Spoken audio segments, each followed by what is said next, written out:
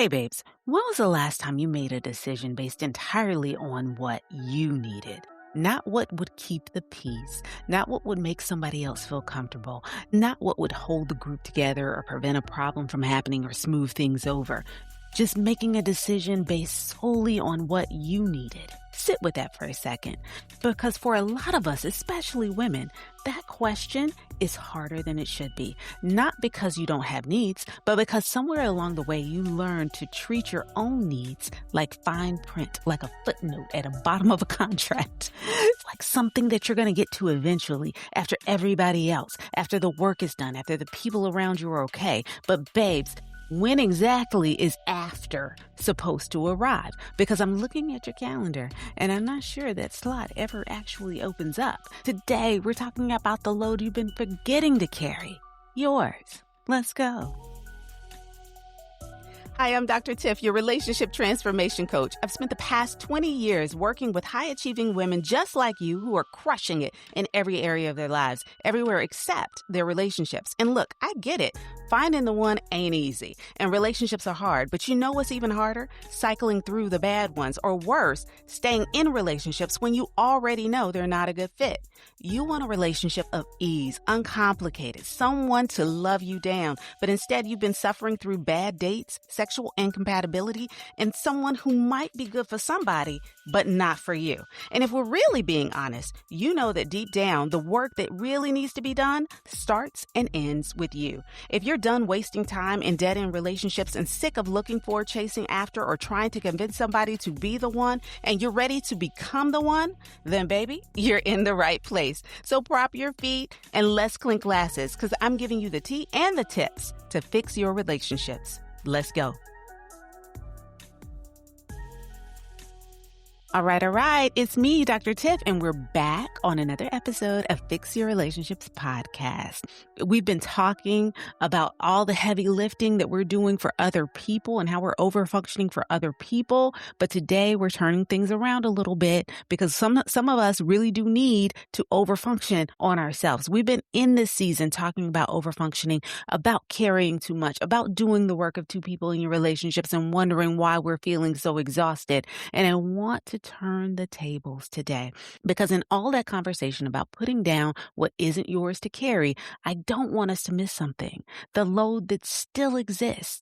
Your needs are still there. Your inner life, your life is still happening. The weight of your own choices, your own transformation, your own growth, healing, desires, everything that you long for is all still there. And a lot of us who are working so hard not to overfunction in other people's lives have quietly slipped into underfunctioning for ourselves. We've been so focused on not carrying everyone else's stuff, but really not clear about what you're supposed to be doing with all that free time you have now. You don't even know what it's supposed to feel like to take care of your own needs. You haven't been doing it for so long.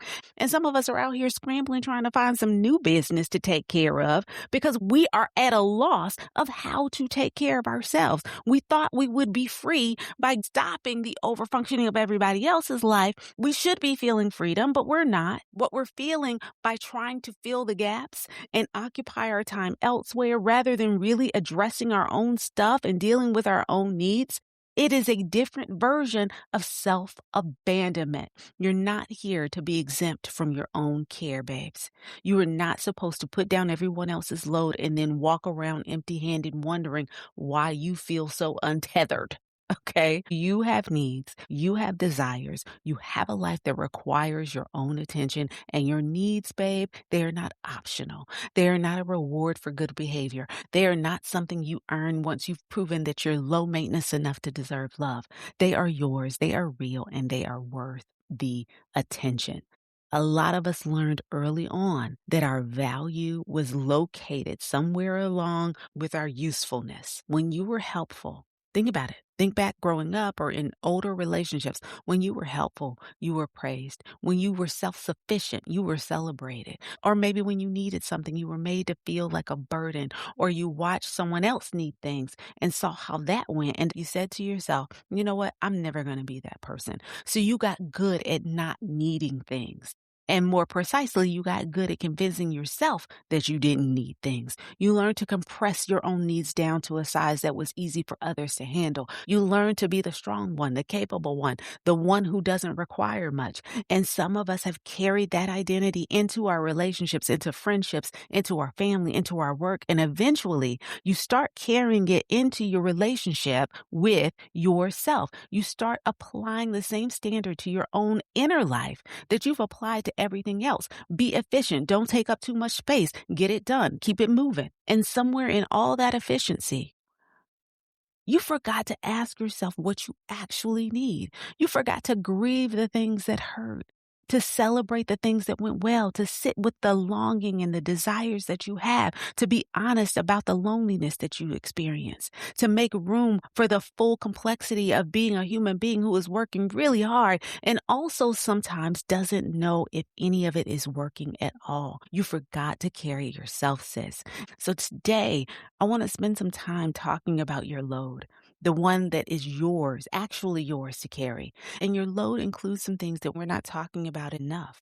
I'm going to go through several of these things, and they're not in any order. But number one, the thing that is included in your load that may not be addressed is your grief, the losses you've experienced, the losses you haven't fully processed, the relationships that ended and just kept moving, the version of the future that you had to release, the things that happened to you that you somehow summarized into 2 sentences and then immediately ask how everybody else was doing.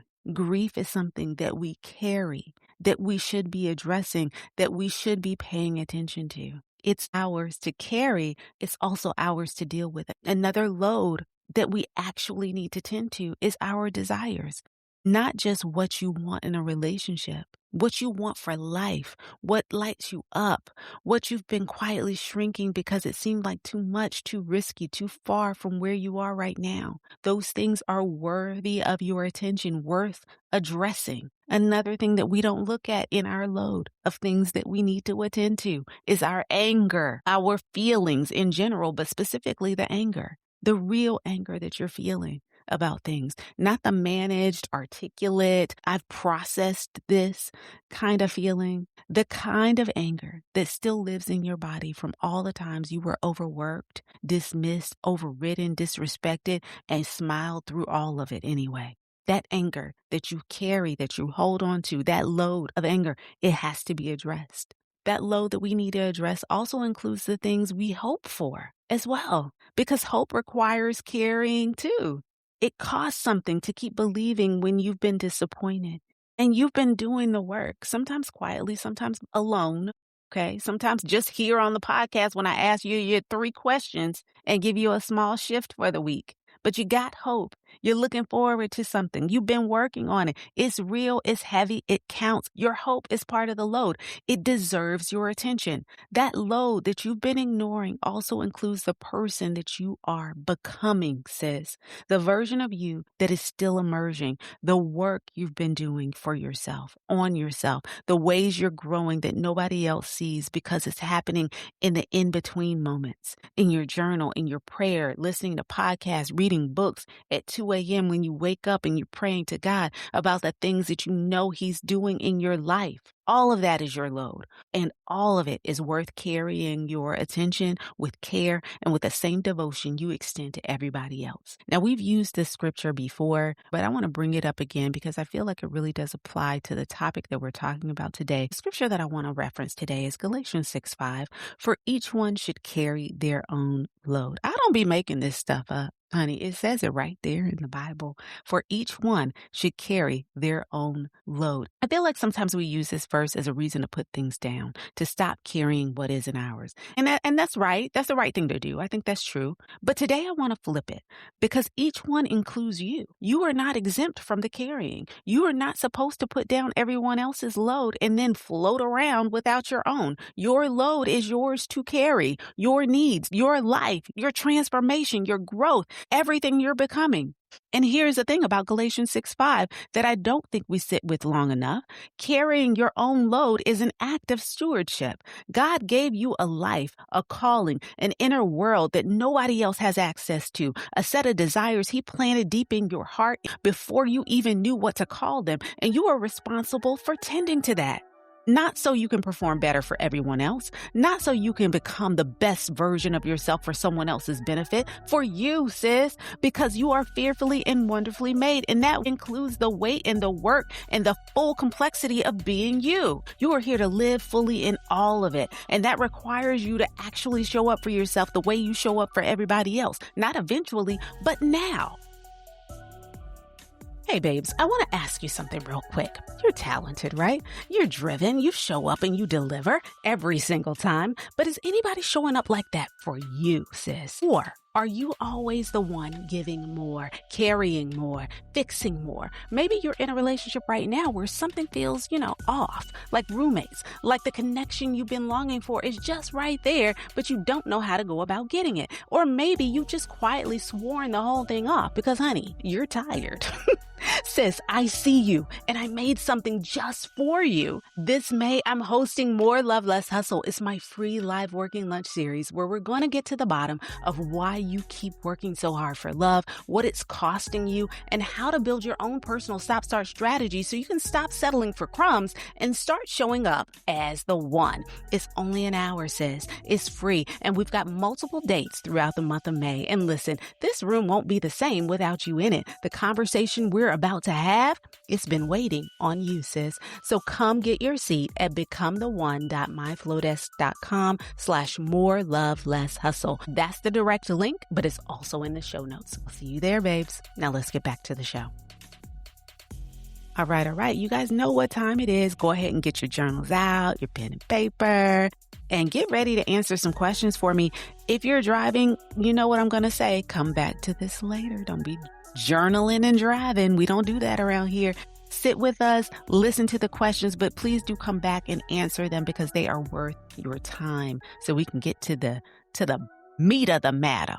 Okay? These questions today are worth coming back to, I promise. Question number 1, what have you been carrying inside yourself that you haven't given yourself permission to fully feel? What have you been carrying inside that you haven't given yourself permission to fully feel? Not the thing you summarize when somebody asks how you're doing, okay? Because usually we just say fine, okay, and keep it pushing. But the thing underneath that, the grief, the anger, the hope, the thing that you long for, that feels dangerous to say out loud, the thing that really does need your attention, that you just haven't been carrying because you've been carrying everything else. Write it down, all of it. Not for anybody else. This is between you and you. I need the things that you've been carrying to exist somewhere other than inside of you, okay? You've been pressing it down for too long. We got to get it on paper so that we can address it. All right, question number 2, where have you been applying your lowest standard of care to yourself? In what area of your life have you been applying the lowest standard of care for yourself? You have high standards, sis. High standards for how you show up for everybody else. You bring your full self to your work, to your relationships, to your community, to your church, to your sister girls, to the group chat. Where are you giving yourself the bare minimum, the leftover attention, the abbreviated version, the compressed version of what you actually need? Where do you need more from you? Okay, name it specifically. Okay, be honest, you and you. Right. Question number 3, if you treated your own life with the same urgency you bring to everyone else's needs, what would change this week? If you treated your own inner workings, inner life with the same sense of urgency that you bring to everybody else's problems, everybody else's needs and desires, what would change in you this week? Not this year, okay? I'm not asking for that much. This week, what could change in your life if you did that? What could you do differently today, Wednesday, that would impact the next 7 days? And the small daily moments where you currently skip past yourself to get to the next thing, to get to the next person. What could you do differently that would change the next 7 days? Write one thing and make it specific. Make it yours, okay? All right. This week's small shift is super simple. I'm saying it's simple. I didn't say it was easy. I said it was simple. Once a day this week, every day, Okay. I'm saying once a day, meaning every day for the next 7 days, daily.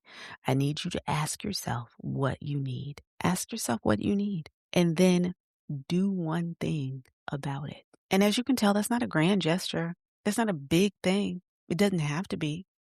Okay. I'm not talking about a spa day either, because that might require, I got to plan for that a few weeks in advance to get the right appointment at the right time, make sure I don't have any meetings. No, I'm not asking you to do all that. Just once a day, you can look yourself in the mirror, maybe after you do your meditation or morning prayer, maybe even it's before you go to bed. What do I need? What would make life pleasant? What would fill my cup? Okay. Maybe it's 5 minutes of quiet before you pick up the phone in the morning. Maybe it's saying no to something that was never yours to carry, or saying no to something you really don't want to do. Maybe it's crying in the car before you walk in the house. Maybe you just need that 5 minutes to let it all out before you have to go in and be somebody's mama. Okay. Maybe it's eating a real meal instead of whatever you can grab while handling something else for somebody else. A small commitment, a small shift. Because here's the truth about self-care that the bubble bath industry doesn't tell you. The most radical thing a highly driven woman can do is take her own needs as seriously as she takes everybody else's. Not more seriously, as seriously. That's the shift. That's all I'm asking of you. Because, babes, you are not a machine. You are not an entire support system. You are not a safety net. You are not the one who holds everything together while everybody else gets to fall apart.